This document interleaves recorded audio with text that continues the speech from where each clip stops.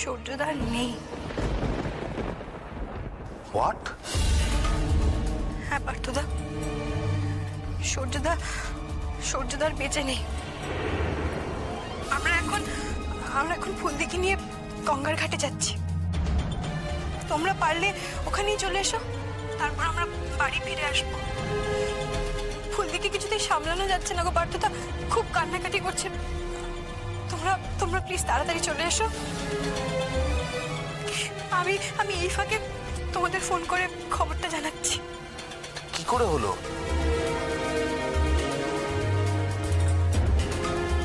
তুমি আমাকে বলছো না কেন কার কি হয়েছে? আমাদের বাড়ির ফোন তো, নিশ্চয়ই বাড়িরই খবর। আমার জানা দরকার নেই কার কি হয়েছে। নদী একটা খুব খারাপ খবর আছে। কি হয়েছে? সূর্য এক্সপায়ার করে গেছে। হোয়াট?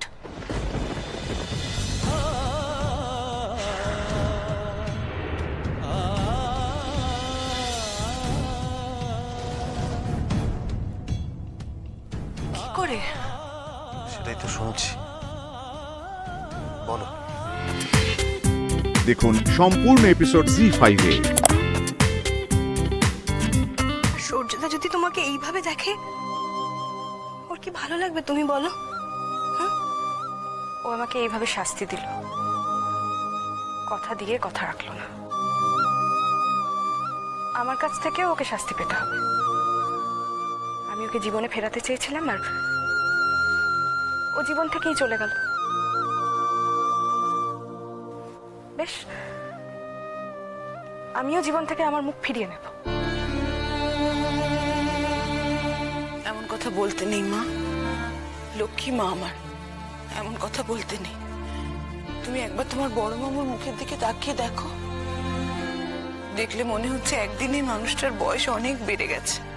লক্ষ্মী মা আমার।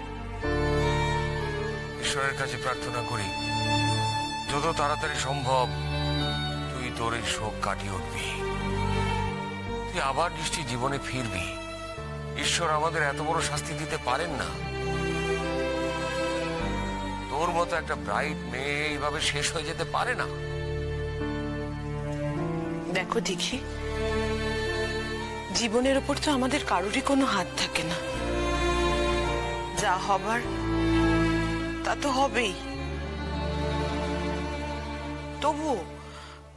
তবুও আমরা ঈশ্বরের ওপরেই ভরসা রাখি। আমরা জানি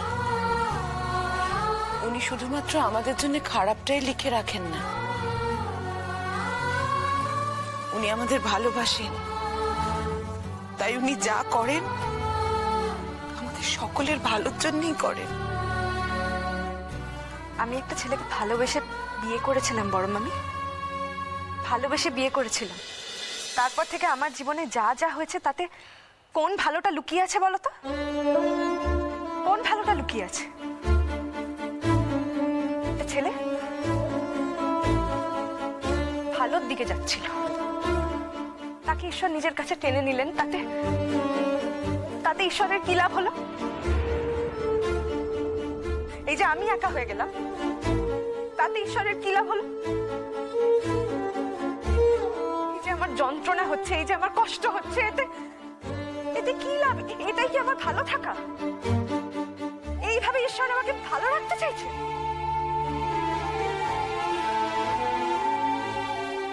কাঁদিস না মা, কাঁদিস না। আমার বুক ফেটে যাচ্ছে, আমি আর সহ্য করতে পারছি না। কাঁদিস না মা, কাঁদিস না। বড় মামু, আমাকে ওখানে একবার নিয়ে যাবে বড় মামু? ব্যাস থাক, আমাকে সহানুভূতি দেখানোর কোনো দরকার নেই। দেখি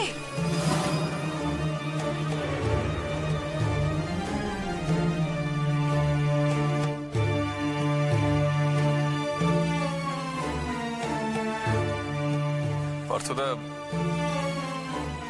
অ্যাক্সিডেন্ট হয়েছিল পাহাড়ি রাস্তায়। ও অ্যাক্সিডেন্টও সার্ভাইভ করে, তার জন্য ওকে হাসপাতালে নিয়ে যাওয়া হয়। হাসপাতালে গিয়ে ও কোমায় চলে যায়।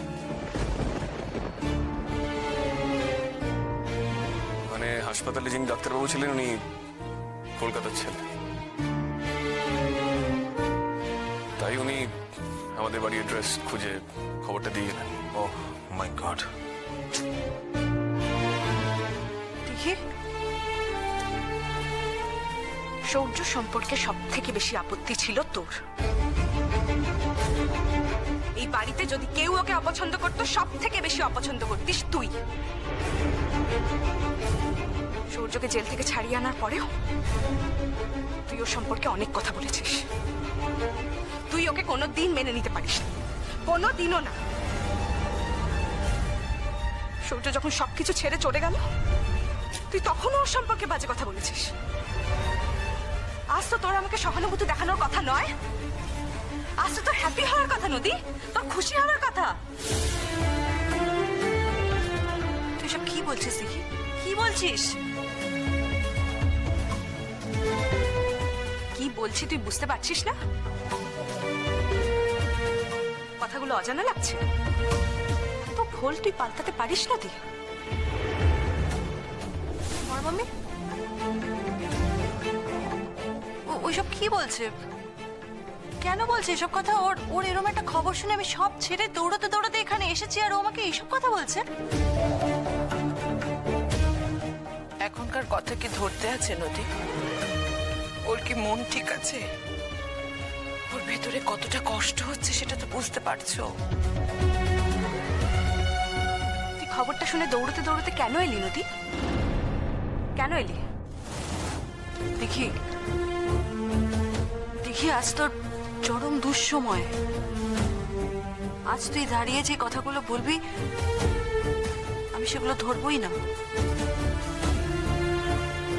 কিন্তু একদিন যখন তোর শোকটা কমে যাবে তখন তুই বুঝতে পারবি যে আজ যে কথাগুলো তুই আমাকে বলছিস সেই কথাগুলো বলা তো ঠিক নয়। তুই ঠিক বলিস নি। আলবাত ঠিক বলেছি, 100 বার ঠিক বলেছি। দিনের পর দিন সৌর্য সম্পর্কে এমন কোনো খারাপ কথা নেই যেটা তুই আমাকে বলিস না। তোকে সহ্যই করতে পারতিস না কেন? তোর হাজবেন্ড সম্পর্কে তো আমি কোনোদিন খারাপ কথা বলিনি, বলেছি? তাহলে তুই সৌর্য সম্পর্কে এত খারাপ কথা কেন বলেছিলি? কি আশ্চর্য, তোমরা নিজেদের মধ্যে ঝগড়া করছো কেন? দেখো দেখি, তোমার এই অবস্থা মানে জেনে আমরা দৌড়ে দৌড়ে এসেছি শুধুমাত্র তোমার পাশে দাঁড়ানোর জন্য। এখন যদি তোমার সম্ভব মনে হয় যে আমাদের প্রয়োজন নেই, কোনো অসুবিধা নেই, আমরা চলে যাচ্ছি। আর তুমি এক্ষুনি বলছিলে না যে আমার নামে তুমি কিছু বলনি। আমার নামে সত্যি কি কিছু বলার আছে তোমার? ভেবে দেখো তো। আমার নামে কোনো কথা, কোনো বিষয়, মানে এমন কোনো ঘটনা যেটা আমি ঘটিয়েছি যেটা নিয়ে তুমি বলতে পারো, এমনকি সত্যি কোনো কথা ছিল? ছিল পার্থদা, এবং আছে।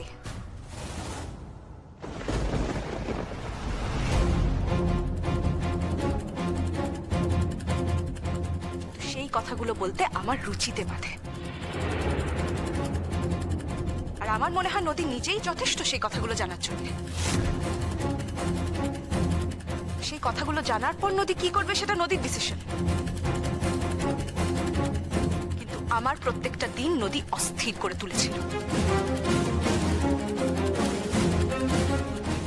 সামান্য কটা টাকা ধার চেয়েছিল বলে আমাদের বাড়িতে গিয়ে কত অপমান করেছিল সৌর্যকে। সেই দিনগুলো তো আমি কোনোদিনও ভুলবো না।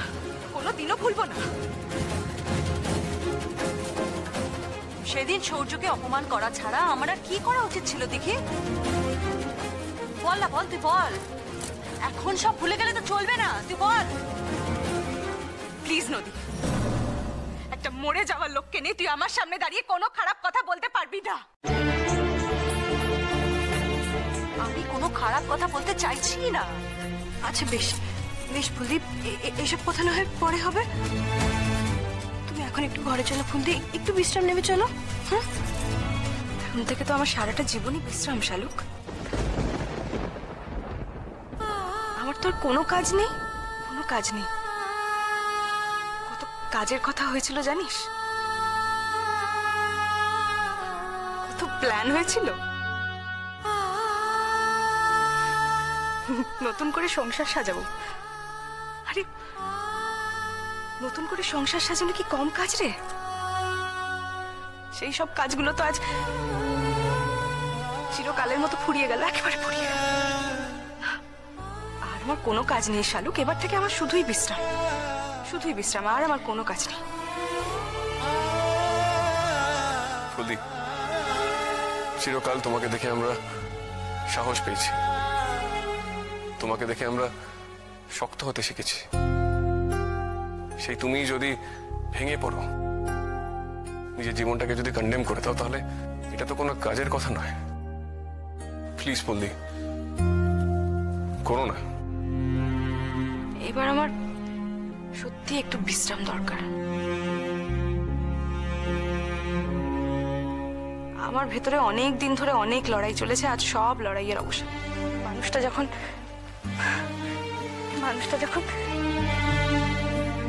কষ্ট পাচ্ছিল শেষবারের মতো, তখন আমি খেয়েছি, ঘুমিয়েছি, তোমাদের সঙ্গে গল্প করেছি নিশ্চিন্তে,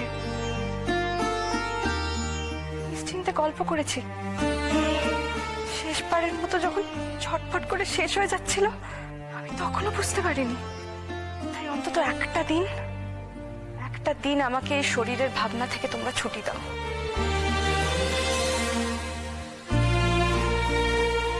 থ্যাংক ইউ পার্থদা, থ্যাংক ইউ নদী, তোরা এখানে এসেছিস। আমি যদি কোনো তোদের ভুল কথা বলে থাকি তাহলে আমাকে মাফ করে দিস। কি বলতো, আমার মনটা নিজের বশে নেই।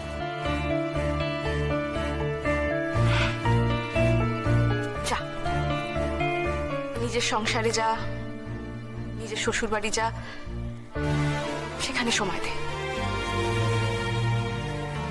আমার কারোর সময় লাগবে না, আমার কারোর সময়ের দরকার নেই, আমাকে কাউকে সময় দিতে হবে না। আমি শুধু নিজেকে কিছুটা সময় দিতে চাই। তুই এরকম ব্যবহার করবি জানলে সত্যি হয়তো পার্থকে নিয়ে আমি এখানে আসতাম না। এখন তো মনে হচ্ছে আমি এসেই ভুল করেছি।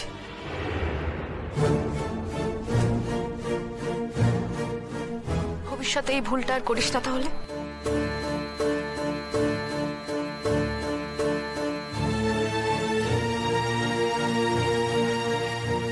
আচ্ছা শালুক, আমি কি আমার নিজের ঘরে একা যেতে পারবো না? তোকে যেতে হচ্ছে কেন? ফুলদীপ, আমি তোমার বিছানাটা একটু ঝেড়ে দিয়ে আসি। কোনো দরকার নেই, আমি পারবো, তোরা তোদের কাজ কর।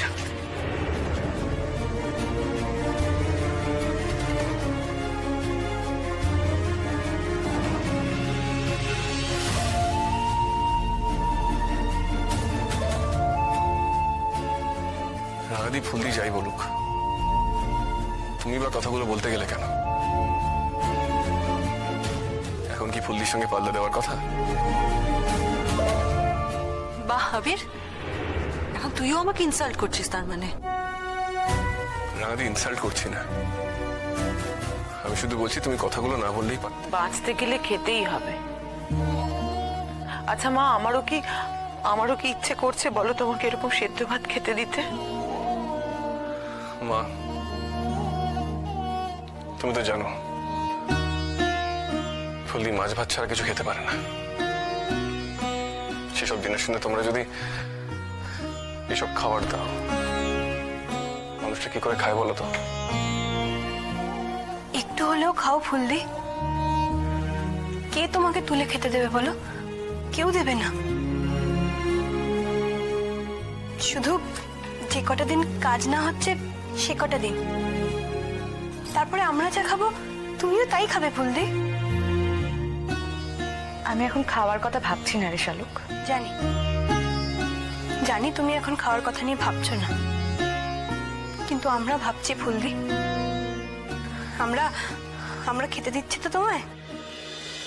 আমাদের অসহ্য লাগছে তুমি এভাবে এভাবে সেদ্ধ ভাত খাচ্ছ সেটা দেখতে। এটা এটা হয় না ফুলদি। তোদের কি মনে হয় আমি এখন কি খাবো আর কি খাবো না সেটা নিয়ে ভাবার সময় পাচ্ছি? খাওয়াটা আমার সারা জীবনই ছিল আর থাকবে। যে মানুষটা আমার জীবনে অল্প দিনের জন্য এসেছিল সে তো চলেই গেল। আমি এখন শুধু ওর কথা ভাবছি। ওর সাথে আমি যে কটা মুহূর্ত কাটিয়েছিলাম, যে কটা দিন কাটিয়েছিলাম, তার বেশিরভাগটাই শুধু ঝগড়া আর অত্যাচারই কেটে গেল। আমি চেষ্টা করছি আমি চেষ্টা করছি ওই দিনগুলোর কথা মনে করার, যাতে ওই দিনগুলোর কথা মনে করে আমি ওকে আমার মন থেকে মুছে ফেলতে পারি। কিন্তু আমি পারছি না, আমি পারছি না। আমার শুধু ওর শেষ দিনের বদলে যাওয়ার কথা মনে পড়ছে, ওর ভালোবাসার কথা মনে পড়ছে। আমি কি করব বড় মাম্মি, আমি কি করব বলো তো? আমি কি করে কাটাবো বাকি জীবনটা? ফুললি, তোমাকে কাজের মধ্যে ফিরতে হবে, শুধু কলেজে পড়ালে হবে না। আচ্ছা ফাইন, তুমি সূর্যদার স্মৃতিতে একটা কিছু করো না, আমরা তো আছি তোমার পাশে।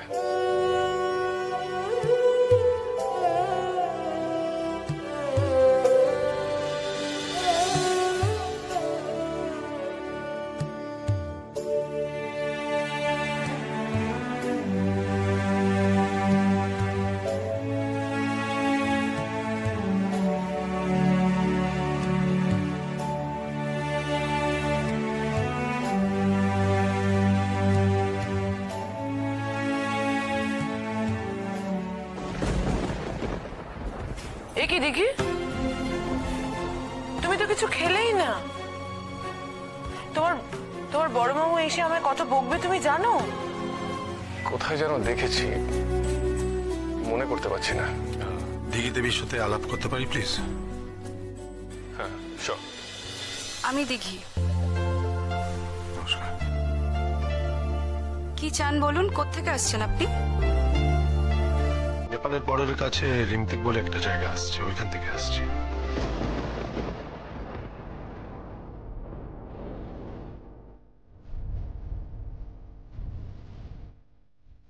আপনি আপনি কে? বলবো বলেই তো এসেছি আপনার কাছে।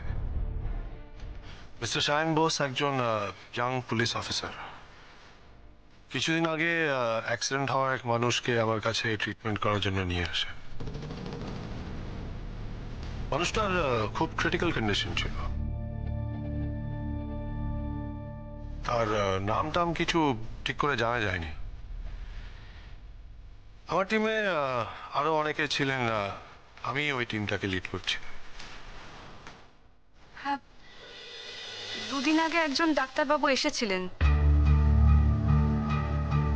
উনি এসে সূর্যর মৃত্যুর কথা। দেখুন প্লিজ আমাকে বলতে দিন। আমি আপনাকে কিছু বলতে এত দূর রিমতিক থেকে কলকাতায় এসেছি, আপনার বাড়িটা খুঁজে বের করেছি। সো প্লিজ আমার কথাটা একবার শুনুন। ইনি আবার নতুন করে কি বলবেন রে? লোকটা বোধহয় অ্যাক্টিং করে, জানো তো মা?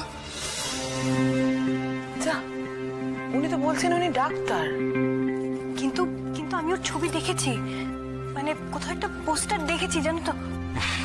ঠিকই ধরেছেন, আমি অ্যাক্টিংও করি বটে, তবে আমি ডাক্তারিটাও করি।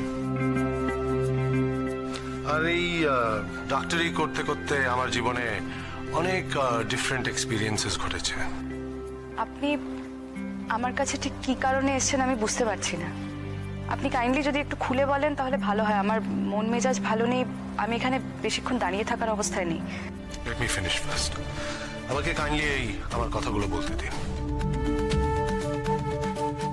দেখুন, শায়ন বোস একজন দুধে ইন্সপেক্টর, একদম নাচর টাইপস। এনিওয়ে, 2 তারিখ অবধি আমাকে ওয়েট করতে হচ্ছে আমার ওয়াইফকে খুঁজে পাওয়ার জন্য। অ্যাকচুয়ালি 2 তারিখ আমার ছবি খোঁজ রিলিজ করছে।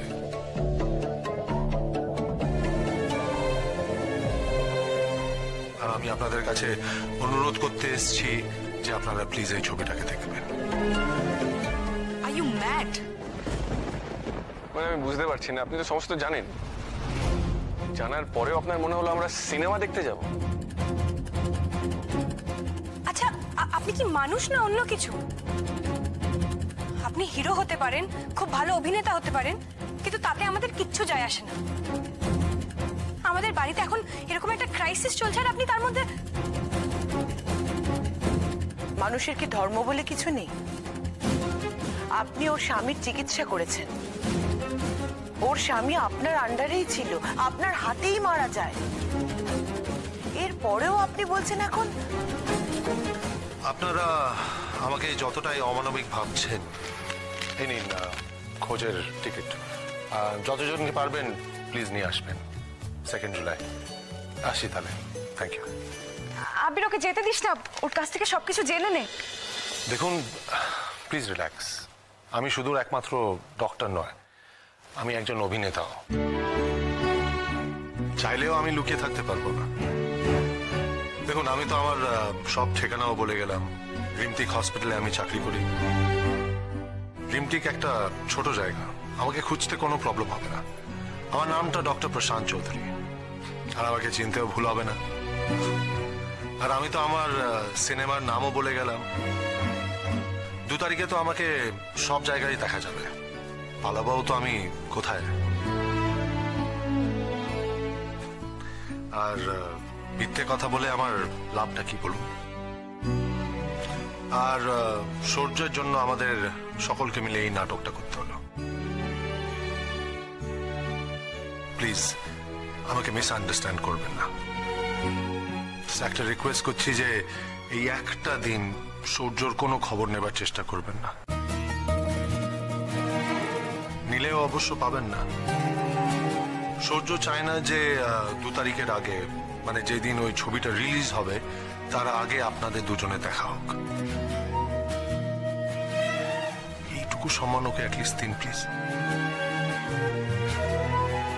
আর যেদিন খোঁজ দেখতে যাবেন সেদিন একটা রিকোয়েস্ট করছি, এই সাদা শাড়িটা আর পরে যাবেন না প্লিজ। আপনি মনে রাখবেন যে আপনার স্বামী জীবিত।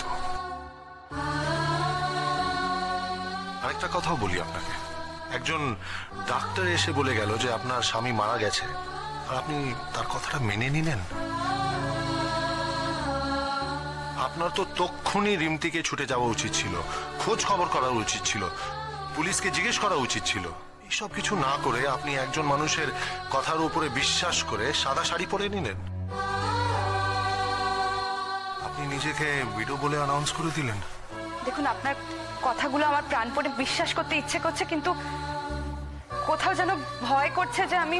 দেখুন দিঘি দেবী প্লিজ আপনি একটু রিল্যাক্স করুন। আমাকে কি দেখে মনে হচ্ছে যে আমি একজন খারাপ মানুষ? আমি কি আপনার কাছে মিথ্যে কথা বলবো? আমার ভেতরেও কত বড় যন্ত্রণা রয়েছে সেটা কি আপনি জানেন? আমি তো এখনো আমার ওয়াইফকে খুঁজে পাইনি।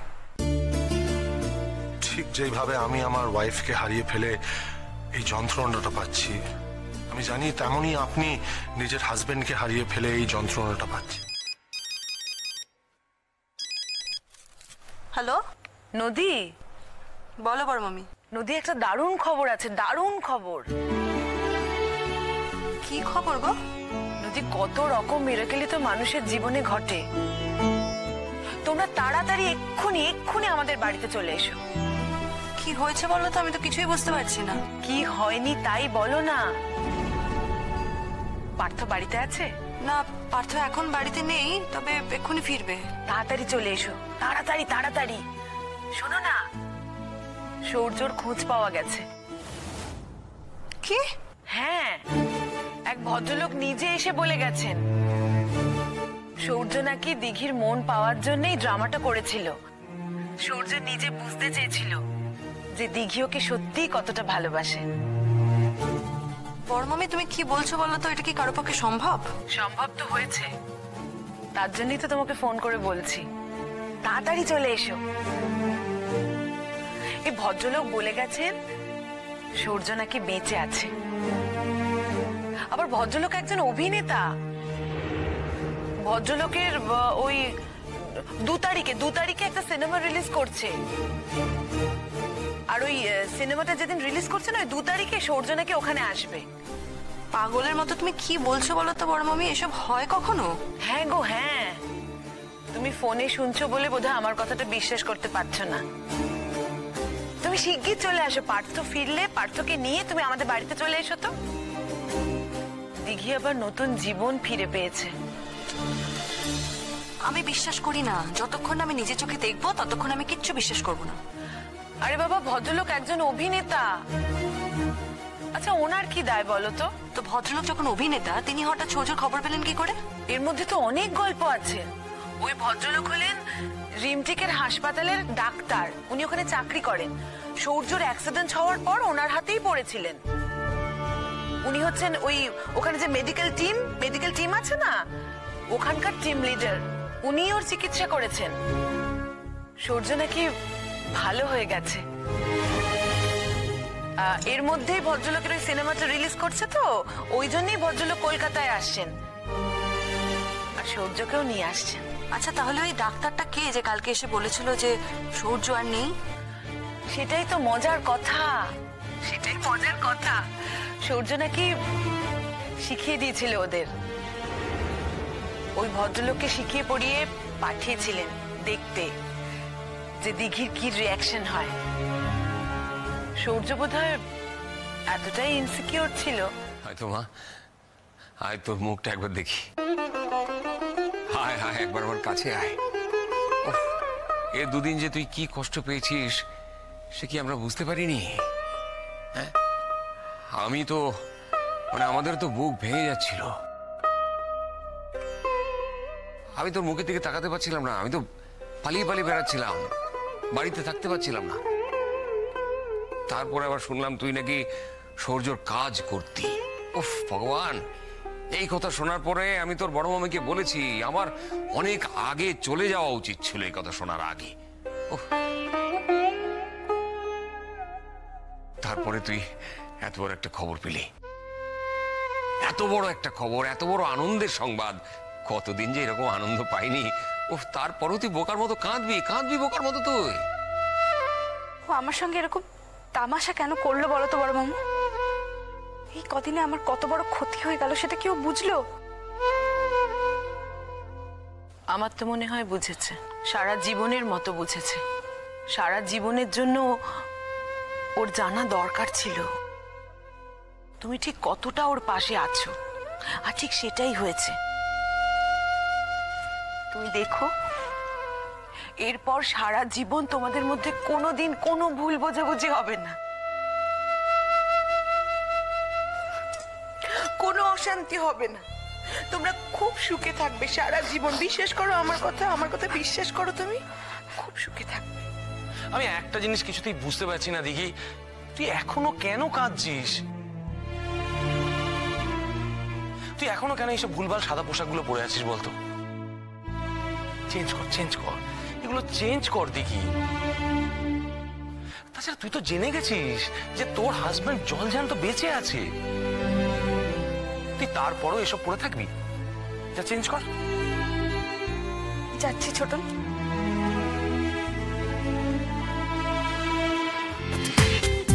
দেখুন সম্পূর্ণ এপিসোড জি5-এ।